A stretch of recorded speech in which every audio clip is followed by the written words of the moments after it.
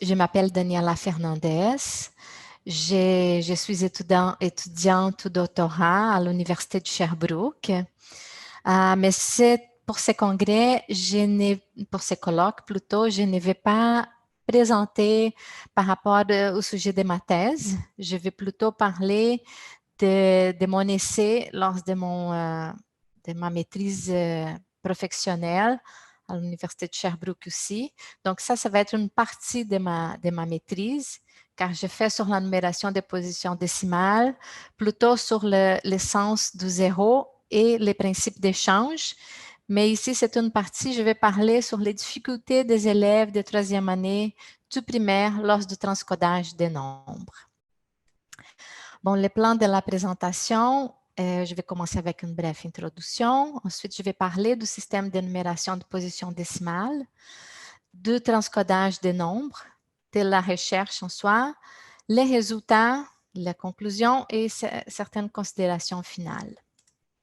Donc, comme nous pouvons voir dans l'histoire de l'homme, que toute civilisation a créé sa numération. Certains étaient pauvres et limités, conséquemment, elles étaient abandonnées ou remplacées par d'autres plus performantes.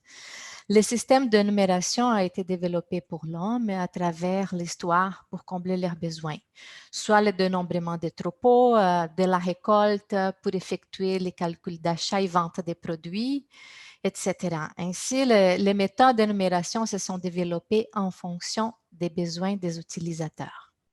Il a fallu plusieurs millénaires pour inventer notre numération, qui n'est pas universelle ni unique, mais qui est le résultat de la production humaine. C'était un processus long qui est parti du dénombrement à l'aide des encoches et a amené l'homme jusqu'aux concepts les plus élaborés. C'est un système cohérent, régi par des règles permettant d'écrire, de lire et d'opérer sur les nombres. En rappelant que notre système de numération est composé par 5 principes fondamentaux, qui sont les chiffres de 0 à 9, la valeur des positions décimales, la base 10, les zéros et les principes d'échange ce sont les emprunts et les retenues. Donc, ce sont des principes qui sont cohérents et ils ne suivent pas une hiérarchie, mais ensemble, ils forment notre système de numération. Dans les nombres, la valeur d'un chiffre n'est pas constante. Elle varie en fonction de la position qu'il occupe lors de l'écriture. C'est la position occupée par les chiffres dans les nombres qui lui confère son poids. Donc, la valeur de chaque nombre n'est pas constante, comme je me répète. Ce système présente des caractéristiques d'ordre multiplicatif et additif. Il est important de savoir que, par exemple, dans le nombre 44, un des 4 représente 40 et l'autre 4, et que 44 est égal 4 fois 10 plus 4. Cet apprentissage n'est pas simple pour l'enfant et plusieurs difficultés y sont liées. Dans les études réalisées par Bednarz et Janvier dans les années 80, en études longitudinales sur la numération de position décimale, elles ont soulevé plusieurs difficultés à rencontrer par les élèves en relation à l'apprentissage de la numération.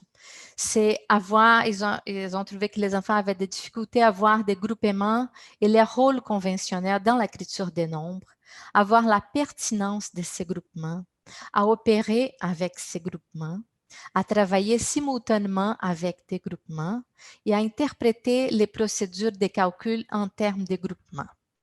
Lors de la thèse des études de Kodogbo, elle a soulevé des difficultés liées au transcodage du nombre, à la valeur positionnelle, comme sur les opérations sur les nombres avec l'emprunt et la retenue, ainsi que les opérations avec les zéros. Par rapport aux travaux de Otalaura et Orozco en Colombie, elles ont aussi soulevé des difficultés par rapport au transcodage des nombres, les erreurs portant sur les connaissances factuelles, l'écriture du nombre en symbole, et procédurales, les règles d'écriture selon la chaîne numérique. En plus de la notation chiffrée, notre système de numération est transcrit verbalement. Nous avons 2 systèmes pour représenter les quantités, le système digital et le système numéral. Malgré certains points en commun, ces deux systèmes ne sont pas une simple traduction l'un de l'autre. Le système digital comporte 10 chiffres arabes, de 0 à 9, aussi appelés des 10 primitives lexicales, à partir desquelles peuvent être désignées toutes sortes de quantités. Dans le système digital, c'est la représentation écrite du chiffre en symbole, comme par exemple ici 12. Le système numéral, c'est la désignation orale. C'est le nom écrit du nombre, comme on voit ici, c'est le nom 12 écrit en lettres. Ce système comporte un lexicon beaucoup plus extensif. Il est composé de 9 noms d'unités, 6 noms de la décade particuliers entre 11 et 16, de 6 noms de décades simples, de 10 à 60, de 3 noms de décades complexes, de 70 à 90, ainsi que du mot 100, 1000, etc., et du mot E. Donc, le système digital est simple et régulier, contrairement à celle du système numéral. Chacun des systèmes comporte un lexicon, qu'on appellerait un alphabet, ce sont les chiffres primitifs, une syntaxe, des règles de production de code du système, et une sémantique, c'est la signification ou la valeur attribuée au code. Selon Giroux, les règles du système numéral intègrent de nombreuses spécificités. Par exemple, produire le successeur de 28 demande de conserver les mots de code 20 et de lui juxtaposer les successeurs.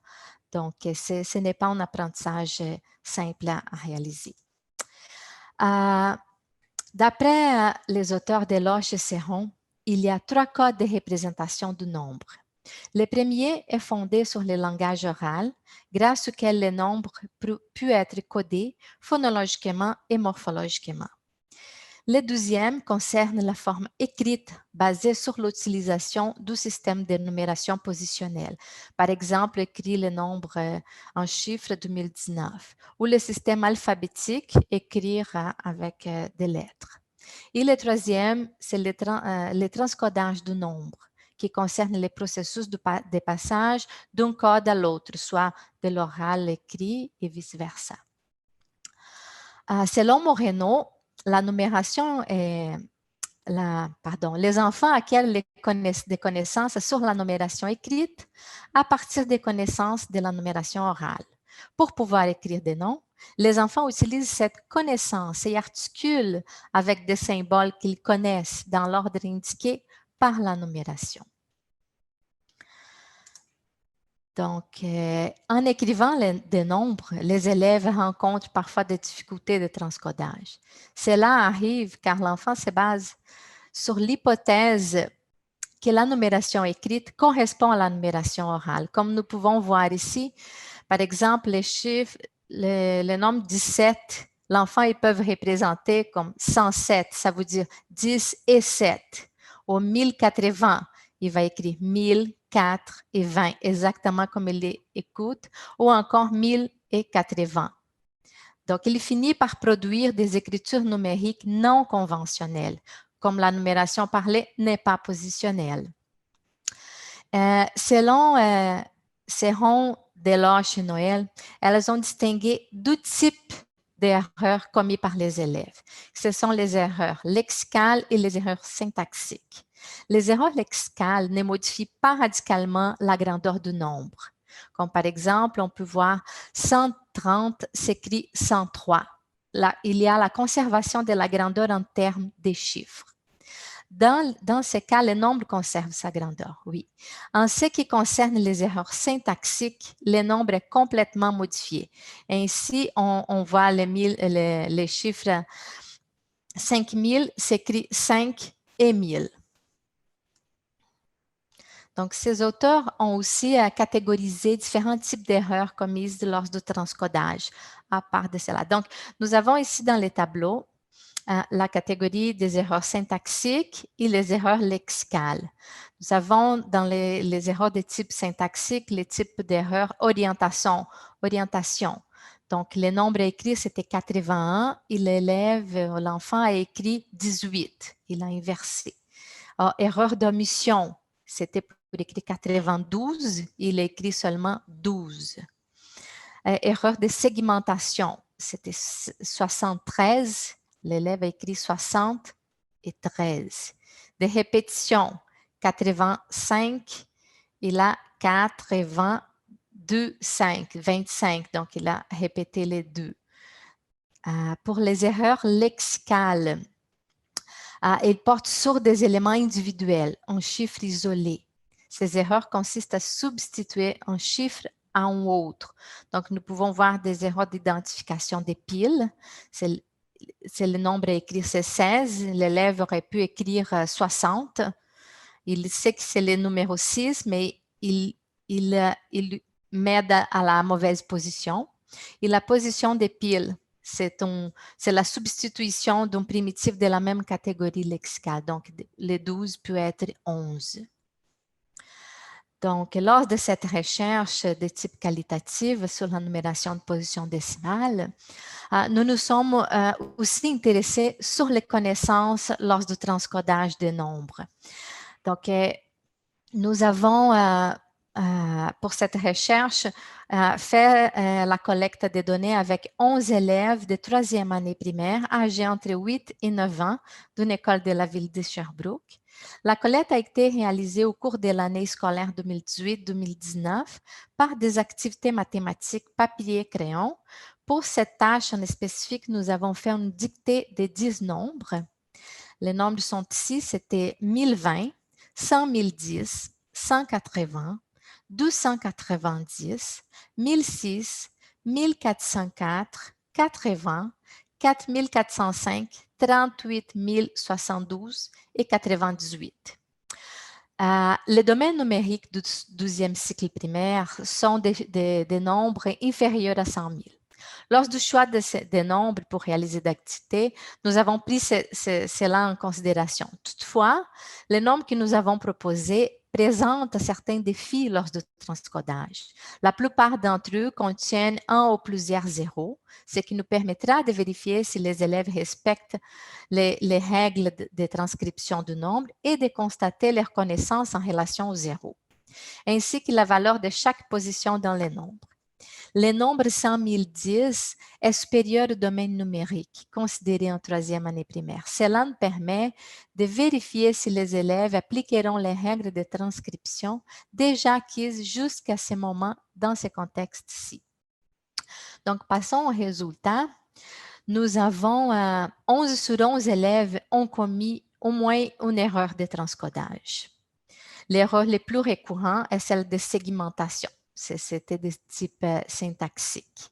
Donc, nous pouvons voir ici sur le tableau, le nombre 290 était écrit de différentes façons.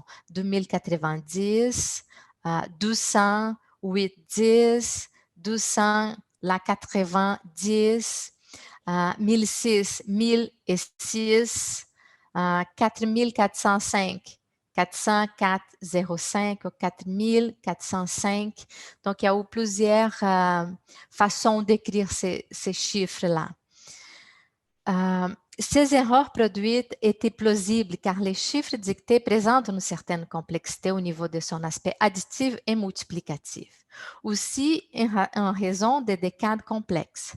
Également, ces erreurs démontrent que l'élève ne maîtrise pas le système de numération. En ce qui concerne les nombres 38 072, nous avons observé des erreurs d'omission et d'inversion. La présence du zéro et d'une décade complexe ont pu aussi générer des difficultés. Nous pouvons remarquer aussi que 2 des élèves ont pu avoir commis des erreurs d'omission, ont aussi commis des erreurs d'orientation en inversant ici en bas, les 3800, au lieu d'écrire 72, écrit 92 et l'autre écrit 62 au lieu de 72. Quant au nombre 4405, nous pouvons voir une erreur de type lexical. Ici, l'élève a inversé les 0 et les 4, changeant ainsi la valeur de position des centaines. Les erreurs de type lexical sont sont souvent des inversions. Généralement, sont des inversions, comme nous pouvons observer dans ces cas ici. En ce qui concerne les nombres 100 010, il est plus grand que les domaines numériques des élèves. Il pose aussi des difficultés au moment de transcription. Donc, plusieurs élèves n'ont pas été capables de transcrire correctement ces nombres en respectant le système de numération. Les zéros dans ces contextes a pu augmenter les niveaux de difficulté. Comme on peut observer ici, nous avons observé des erreurs de segmentation où les élèves ont ajouté plusieurs zéros d'omission, il manque dans ce cas ici des zéros, et des répétitions, 100 000, 10, 10, 100, 1, 10, 110, 10 aussi. Donc, pour conclure cette étude, cette partie de l'étude, nous pouvons dire que les résultats résulteraient du manque de maîtrise des règles syntaxiques lors de l'écriture de nombres, mais aussi d'une généralisation abusive des règles de base du système de numération. La non-maîtrise de ces systèmes empêche la généralisation de leurs connaissances sur ces sujets et cette difficulté empêche la transcription correcte du nombre. La présence du zéro peut poser des difficultés au moment du transcodage, comme on a pu observer aussi. Et la représentation écrite conventionnelle des nombres est un apprentissage important et aussi laborieux pour les enfants. En termes de considérations finales, la possibilité de désigner un nombre de façon verbale et symbolique est un aspect particulier de la manière dont les nombres peuvent être désignés. Cette possibilité de double désignation permet de réfléchir aux liens existants entre les formes d'expression, les relations et les difficultés par lesquelles doivent passer l'élève en processus d'apprentissage. Et selon Nunes et Bryan, les auteurs affirment que l'une des exigences fondamentales de l'enseignement des mathématiques aux enfants visant la numératie est d'étudier et de chercher à comprendre comment les élèves apprennent les mathématiques et comment les sujets peuvent influencer leurs pensées. Donc, j'ai fini ici ma présentation. Merci pour votre attention.